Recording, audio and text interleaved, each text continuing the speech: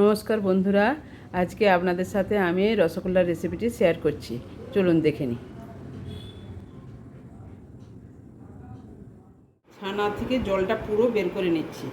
দেখুন আর একটুও জল নেই, জলটা বের করে নিয়েছি। অল্প অল্প করে জল পড়েছে, পুরো জলটাকে টেনে বের করে নিতে হবে। আমি জলটা বের করে নিলাম।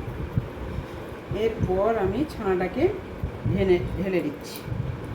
থালার মধ্যে আমি ঢেলে নিলাম। 500 ওজনের ছানা আছে। এরপর ছানাটাকে আমি মেখে নিচ্ছি, যাতে এতে না কোনো গুল্লি না থাকে। ভালো করে ভাঁজ করে করে মেখে নিতে হবে।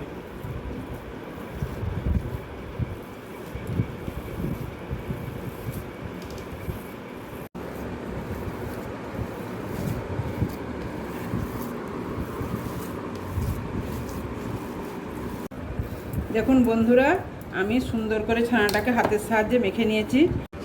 আমি এর সাথে 1 চামচ সুজি দিচ্ছি। সুজিটা দিয়ে ভালোভাবে মিশিয়ে নিতে হবে। এবার সুজিটাকে আমি দিয়ে ভালো করে মিশিয়ে নিচ্ছি। এবারে মেখে নেব। আবার একবার মেখে নিচ্ছি, ভালো করে মেখে নিচ্ছি।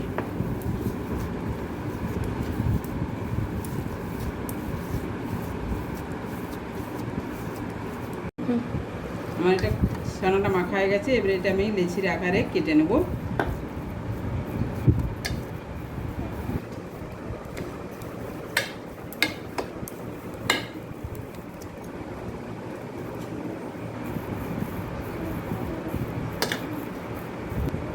এর সমান আকারের সাইজে আমি পিসগুলো বানাবো।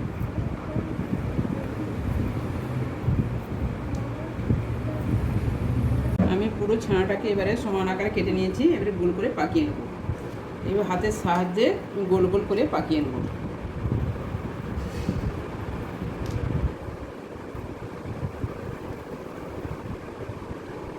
আমি ছানাটাকে গোল গোল আকারে রসগোল্লার আকারে গড়ে নিয়েছি। রসগোল্লার রস বানানোর জন্য আমি 2 কাপ চিনি দিচ্ছি। ছানাটা আমার 500 আছে, আমি 2 কাপ চিনি দিলাম। 2 কাপ মতো আমি জল দেব।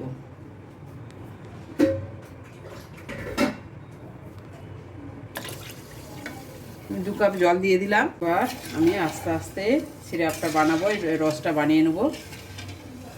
জাল দিচ্ছি।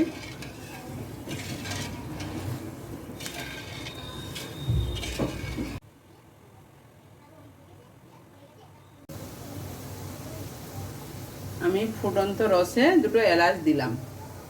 এইবার একে একে মিষ্টিগুলো ছাড়বো।